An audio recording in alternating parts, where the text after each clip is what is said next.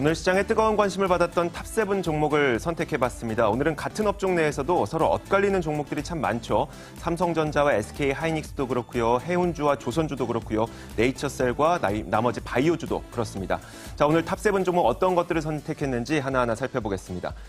자, 먼저 네이처셀과 다른 바이오주들이 서로 엇갈린 모습을 나타내고 있는데 그동안 많이 올랐던 코스닥 시총 상위 바이오주들이 대부분 하락하고 있는 가운데 네이처셀은 급등하고 있습니다. 물론 고점을 찍고 반 넘게 하락하다 보니까 기술적인 반등일 수도 있고요. 혹은 일본에서 치매 치료 기술이 상용화될 것이라는 기대감도 작용하고 있어서 오늘 급하게 오르는 것일 수도 있고요. 저희가 어떤 내용인지 잠시 후에 좀 비교를 해보도록 하겠습니다. 자, 탑6 종목으로 LG이노텍을 선택해봤는데요. 작년 6월에 고점 찍고 내리 하락하던 LG이노텍이 오늘 시장에서 외국인과 기관의 동반 매수가 유입이 되면서 오늘은 5% 넘게 상승하는 흐름이 나타나고 있습니다. 자, 이어서 SK머티리얼즈입니다. 지난 1분기 영업이익이 소폭 감소할 것이라는 우려감이 나오고 있습니다. 그럼에도 불구하고 어제 오늘 상승세를 유지하고 있는데요. 오늘은 상승 탄력도 꽤 커졌습니다. 거의 8% 가까이 상승하고 있고 과연 실적 불확실성이 주가에 반영됐다고 판단되는 것일까요? 이런 추정이 가능해 보입니다. 자, 이어서 휠라코리아입니다. 지난 1분기 좋은 실적을 달성할 것이라는 실적에 대한 기대감 계속 나오고 있죠. 이와 함께 사상 최고가 행진을 이어가고 있습니다. 오늘 시장에서는 4% 넘게 오르면서 12만 4,500원에 현재 거래가 되고 있습니다. 자, 이어서 조선주와 해운주를 한번 비교해 볼 텐데 현대상선이 대규모 선박을 발주한다는 소식과 함께 장중에 장 초반에 현대상선이 크게 오르기도 했습니다만 지금은 현대상선의 주가가 그렇게 좋지 못합니다. 자, 그런데 선박을 발주하게 되면 그 주문을 받는 업체들은 바로 조선업체들이겠죠. 현대중공업, 삼성중공업, 대우조선해양 이런 업체들이 됩니다. 그렇다 보니까 조선주는 또 상승하고 있고요. 자, 그렇다면 어디에 투자하는 것이 나을지, 어떤 것이 더 나을지 아니면 두 곳에 모두 투자하는 것이 나을지 이것도 잠시 후에 들어보겠습니다. 자, 사막 콘덴서를 탑2 종목으로 선택해봤습니다. 반도체 산업의 쌀이라고 불리는 MLCC, 이 원천 소재를 개발한 사막 콘덴서가 다시 한번 상승세를 기록하고 있고요. 이 정도 속도라면은 전고점 다시 한번 돌파하기까지도 얼마 남지 않은 것 같습니다. 오늘 시장에서는 거의 10% 가까운 상승을 기록하고 있습니다. 탑1 종목으로 솔브레인을 선택했습니다. 반도체 업황 호조가 이어지고 있는 가운데 올해 1분기 실적이 어닝 서프라이즈를 기록할 것이다. 이런 증권가의 분석이 나오면서 오늘 시장에서는 6.5% 상승한 63,900원에 거래가 되고 있습니다. 자, 그러면 이 종목들은 도대체 왜 오르고 왜 내렸는지 그리고 앞으로는 어떻게 될 것인지 저희가 HL인베스트 한용희 대표와 함께 이야기 나눠보겠습니다. 어서 오세요. 안녕하세요. 네. 자, 첫 번째로 솔브레인입니다. 일단 어닝 서프라이즈에 대한 기대감이 있네요. 뭐 때문에 실적이 좋아질 것으로 기대되는 거예요? 우선 솔브레인 매출 구조를 보시면은 거의 다 이제 그 반도체를 씻어내는 시가격이 대부분 차지를 하고 있거든요. 그래서 제가 한번 조사를 해왔는데 솔브레인 매출 비중 한번 보시면은 반도체 재료 쪽에서 한 57% 정도 나오고 있고 디스플레이 재료 쪽에서 한 35%, 나머지가 이제 2차 전지 쪽인데 이거는 비중이 10% 미만 정도니까 그렇게 크게 차지하지는 않습니다. 하지만 중요한 건 뭐냐면은 솔브레인의 주가가 상승하는 그 기본 전제가 뭐냐면은 네. 반도체가 성장을 해야 된다라는 거예요. 그렇겠죠. 그러면 지금 네. 삼성전자 평택 라인이라든지 아니면 SK하이닉스 낸드 라인이라든지 이 증설 부분에 있어가지고 지속적으로 반도체를 대량 생산하고 있기 때문에 네. 그 부분들에서 사실 이 시가격이 필요할 수밖에 없거든요. 그렇죠. 뭐냐면은 이 웨이퍼라는 걸 엣징을 해가지고 이걸 잘라가지고 그 불순물들을 씻어내는 게 이게 시가격인데 네네네. 그 솔브레인이 지금 시장 점유율이 한 85% 정도 돼요. 나머지가 이제 SK머티리얼즈나 하나머티리얼즈인데 네. 오늘 SK머티리얼즈 주가 그리고 하나머티리얼즈 주가 보시면 사실 다 6% 이상 올라오고 있거든요. 근데 솔브레인만큼 강력하지는 않아요. 이 매출 구조가. 네, 거의 대장은 이제 솔브레인이다라고 보시면 될 것 같고 그래서 오늘 좀 주가가 많이 올라가고 있다라고 보시면 돼요. 앞으로는 어떨까요? 솔브레인이 지금 현재 주가가 6% 넘게 올라가면서 그런데 보면은 77,000원까지도 올라갔던 주가가 꽤 많이 내려온 거기 때문에 네네. 어디까지 갈 수 있을지도 궁금하고 진짜 더 갈지도 궁금하고요. 좋아요, 나빠요, 글쎄요 가는데 선택한다면? 저는 지금 당장 해봤을 때는 좋아요를 좀 드리고 싶은데요. 네네. 뭐냐면은 다들 아시는 거예요. 반도체가 성장할 수밖에 없는 상황이 생겼어요. 뭐냐면은 4차 산업혁명, IoT라든지 아니면은 자동차 전장 산업이라든지 이런 부분들에서 반도체가 필요할 수밖에 없거든요. 네. 그러면은 반도체를 생산하기 위해서는 이 시가격이 필요하기 때문에 나중에 있는 이제 산업의 끝자락에 있는 솔브레인은 역시 매출이 늘어날 수밖에 없다라고 말씀드리고 싶습니다. 그래서 네. 솔브레인 좋아요 의견을 주셨습니다. 자, 이어서 또 반도체 관련 이야기를 해볼게요. 사막 콘덴서를 꼽아봤는데 사막 콘덴서는 뭐 반도체의 쌀이라고 불리는 MLCC의 원천 소재를 개발한 기업이라고 해서 뭐 일단 저는 구체적으로는 잘 모릅니다. 이게 무슨 내용인지. 아무튼 그게 기대감이 꽤 크네요.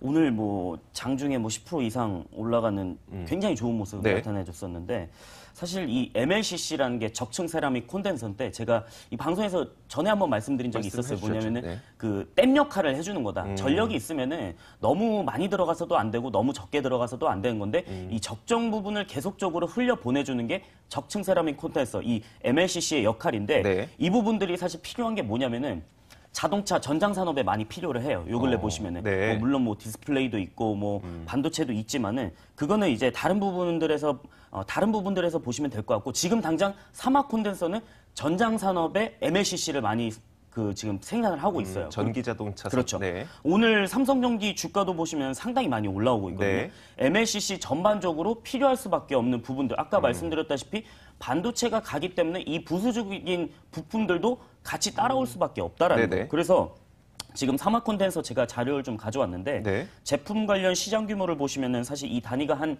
1,000억 규모예요. 그런데 네. 지금 12조 원 정도에서 지금 한 계속적으로 한 13조 6천억까지 올라왔단 말이에요. 네네. 그러면 앞으로 MLCC 시장은 계속적으로 성장할 수밖에 없다라는 거고 그리고 사막 콘덴서 매출 비중도 제가 하나 가져왔었는데 네. 매출 비중을 보시면은 MLCC가 2015년도부터 2017년도까지 계속적으로 증가를 하고 있어요. 네네. MLCC 매출 비중이 이 회사 안에서 늘어나고 있다는 거죠. 즉 주력 사업인데 그만큼 레버리지 효과도 한번 기대해 볼 수 있다라고. 레버리지는 무슨 말씀이세요? 그러니까 만약에 제가 식당을 해요. 네. 식당을 하는데 닭고기도 팔고 소고기도 팔아요. 근데 네네. 갑자기 돼지고기를 먹고 싶은 사람들이 굉장히 많아져요. 네. 그러면은 이 시장이 커지는 거 아니에요. 네네. 그러면은 저는 이 돼지고기를 더 많이 수입을 해와가지고 이거를 팔아버리면은 이 레버리지 효과가 생긴다라는 거죠. 쉽게 말씀드리면. 좀 이해. 안 쉬운데요? 잠시만요.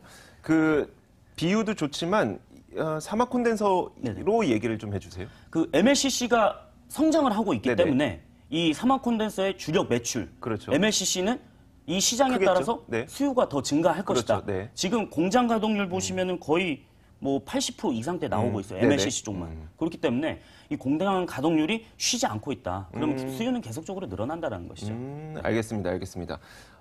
공급이 많냐, 수요가 많냐의 이야기인데 수요가 훨씬 많다는 얘기입니다. 지금. 그렇죠. 그리고 제가 하나 이 화면 한번 띄워주시면 네네. 경쟁 업체가 있어요. 우리나라 삼성전기 말고 대만의 야교라는 그룹이 있는데 네네. 얘네들이 이제 2017년도에 사실 대만 그 통화로 대만 타이완 달러로 보시면 한 80달러 정도 됐었어요. 근데 네. 지금 주가가 거의 552달러예요. 어. 5배 이상 올라왔다는 네네. 거예요. 그래서 MLCC는 해외 경쟁 업체들도 당연히 이게 시장이 전반적으로 상승을 하고 있기 때문에 사막 콘덴서, 삼성전기 모두 다 좀 갈 수 있다라는 환경이 조성됐다는 알겠습니다. 지금 말씀하셨던 사막 콘덴서와 삼성전기 두 가지를 비교하면 어느 쪽으로 가시겠어요? 물론 영역은 좀 다르지만요. 투자를 만약에 한다면. 저는 좀 적절하게 나누고 싶다. 근데 만약에 이 비중을 나눈다라고 하면은 저는 사막 콘덴서를 7, 그다음에 삼성전기를 3 정도로 한번 말씀드리고 싶습니다. 네, 알겠습니다. 자, 이 정도까지 얘기했으면 그 예상이 되는데요. 좋아요 의견 주실 거죠? 당연히 좋아요입니다. 알겠습니다. 여기서 정리하겠습니다. 자, 이어서 조선주와 해운주를 좀 비교해 보도록 하겠습니다. 오늘 현대상선이 대규모 선박 발주를 한다고 하면서 현대상선도 장 초반엔 잠깐 올랐었지만 지금은 상승 탄력이 좀 많이 줄어든 상태고요. 조선주는 또 이제 현대상선이 배를 주문하게 되면 그 배 주문을 받아서 또 배를 만들게 되니까 또 기대감을 갖고 있는 것 같습니다. 그런데 이게 또 주가의 움직임은 약간 엇갈리는 것 같아서 조선주는 오르는데 현대상선은 상승 탄력이 줄어들었습니다. 왜 그럴까요?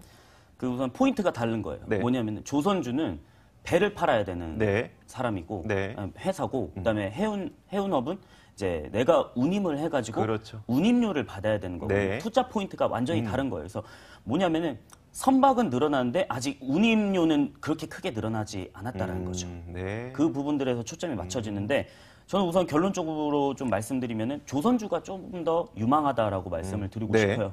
어차피 뭐 조선의 발주가 되면은 나중에 운임 효과도 나오는 부분들은 있거든요. 근데 이게 시차가 있기 때문에 해운주는 나중에 좀 나올 것이다라고 생각을 하고 있고 왜 지금 당장 조선주가 좋냐면은 이번 주 런던에서 이제 해양환경보전위원회가 열려요. 회의가 네, 이제 네. 72차인데 여기서 가장 중요하게 봐야 될 논쟁이 뭐냐면은 황산화물 배출 규제가 3.5%에서 0.5%까지 낮춰지느냐 안 낮춰지느냐. 강화된다는 거죠? 그렇죠. 환경 규제가. 네. 환경 규제가 강화된다는. 사실 우리가 전 세계 차가 내연기관차가 굉장히 많잖아요. 네네. 근데 거기서 배출되는 매연보다 배로 배출되는 매연이 더 많다는 거는 다들 아실 거예요. 네. 뭐 모르시는 분들도 있을 텐데 네. 그만큼 배가 이 매연을 많이 배출을 해요.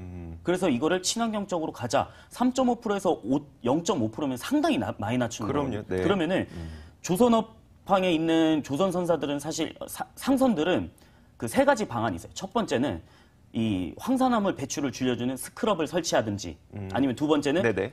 좀 황산화물이 덜 나오는 이 원유를 쓰든지 네네. 세 번째는 신규 선박을 들여오든지 세 가지인데 첫 번째 스크럽은 비용이 너무 세요. 네네. 한 기당 뭐 40억, 50억 정도 하고 두 번째 이 원유가 이 좋은 원유는 사실 우리가 고급류도 사실 비싸잖아요. 똑같아요. 네네. 네. 상당히 비싸기 때문에 이거를 쓸 수가 없어요. 그러면 지속적인 운송비가 계속 부담이 그렇죠. 되겠네요. 네. 계속 부담이 되고 결국에는 제가 볼 때는 신규 선박을 수주할 수밖에 없다라는 거죠. 당장 들어가는 돈은 크겠지만 운영비가 그렇죠. 많이 절감이 네. 되니까요. 그렇죠. 알겠습니다. 그렇다면 결국 조선주로 가게 될 것이다. 그렇죠. 조선주에 대한 전망은 어떠신지를 먼저 여쭤보고 네. 그다음에 세 가지 종목 가운데 꼽자면 어떤 종목이 가장 유망해 보이는지도 한번 여쭤보고 싶네요. 현대중공업, 삼성중공업, 대우조선해양 여기까지.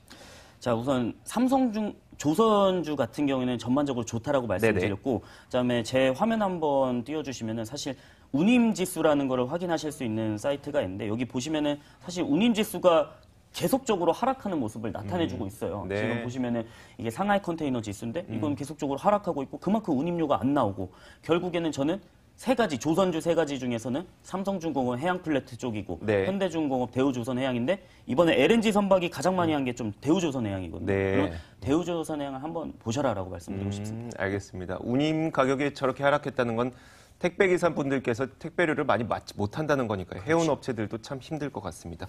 자, 한 가지 종목 더 보겠습니다. 이거 꼭 중요해서 꼭 봐야 될 것 같은데 네이처셀은 급등하는 반면에 오늘 시장에 있는 대부분의 시총 상위 바이오주들이 또 하락하고 있거든요. 네. 이거 왜 그럴까요?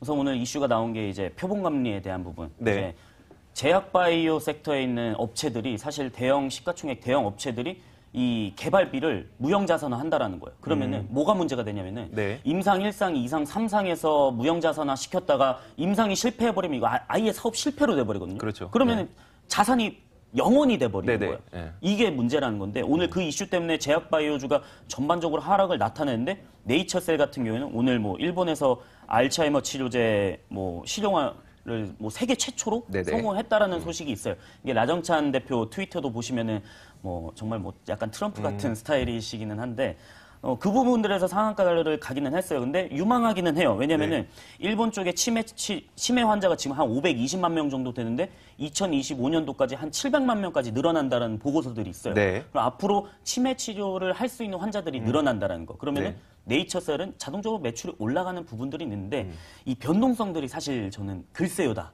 지금 당장은 제약바이오주가 너무 많이 올라온 부분들도 있고 그 중에서는 좀 옥석 가리기를 하셔야 된다라고 좀 말씀드리고 싶습니다. 알겠습니다.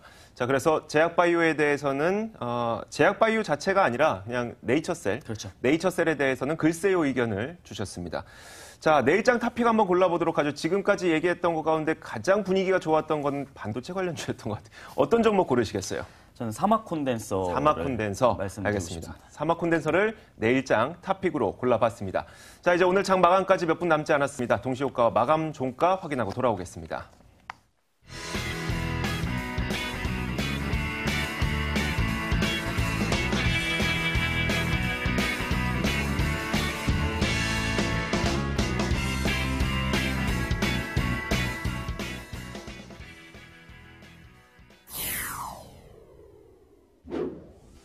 네, 우리 시장 양대 시장이 엇갈리는 흐름을 보이고 있습니다. 동시효과 상황 함께 확인해 보시죠. 오늘 코스피 지수 장 초반에 약세 전환하기도 했지만 외국인과 기관의 동반 매수세 속에 강세를 연출했는데요. 장 후반 들어서 다시금 탄력이 둔화되고 있습니다. 약보합권에서 2,442선에서의 마감을 준비하고 있고요.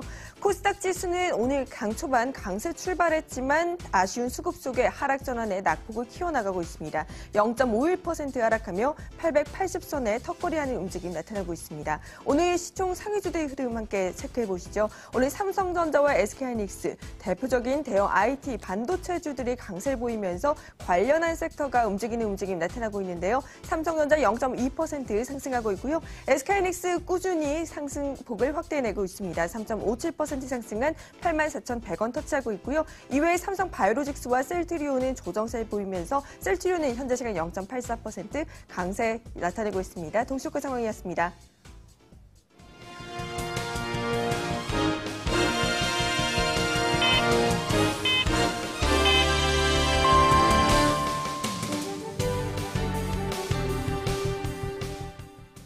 네, 시리아 공습 지정학적 리스크 우려감 속에 뉴욕 증시 하락 마감하고 아시아 주요 증시들도 부진한 모습을 보였는데요.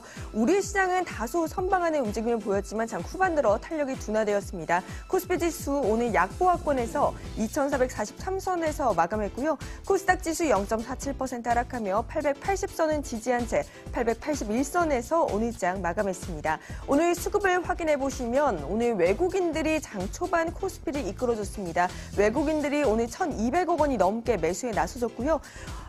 외국인이 오늘 400억 원대 매수세를 보여줬고요. 기관이 장중에 매수 전환하면서 1,200억 원대 동반 매수에 나서는 모습 나타났습니다. 오늘 코스닥 시장 함께 확인해 보시죠. 강세 출발했던 코스닥 시장 외국인과 기관 함께 매도에 나서면서 탄력을 잃어갔는데요. 기관이 800억 원이 넘게 매도 물량을 내놓았고요. 외국인도 360억 원대 동반 매도에 나서는 움직임이 나타났습니다. 이런 시장 속에서 오늘 움직여준 업종을 확인해 보면 대형 IT, 반도체주들의 강세가 눈에 띄었습니다. 외국인과 기관 함께 물량을 담아줬는데요. SK하이닉스 4.9% 오르면서 오늘 84,700원 기록했고요. 삼성 SDI도 오늘 1%대 강세 연출했고 LG디스플레이와 삼성전자 모두 오름세를 연출했습니다. 이외에 오늘 조선주들 역시 빼놓을 수가 없겠습니다. 3조 원 규모의 현대상선, 컨테이너선 수주전에 조선업계가 본격적으로 뛰어들었던 기대감 속에 오늘 상승세를 나타냈는데요. 한진중공업이 5.9%, 대우조선해양도 3%대, 현대중공업도 2.38% 오른 12만 9천 원으로 오늘 조선업종들 견조한 흐름을 나타냈습니다. 지금까지 마감 상황 함께 확인해봤습니다.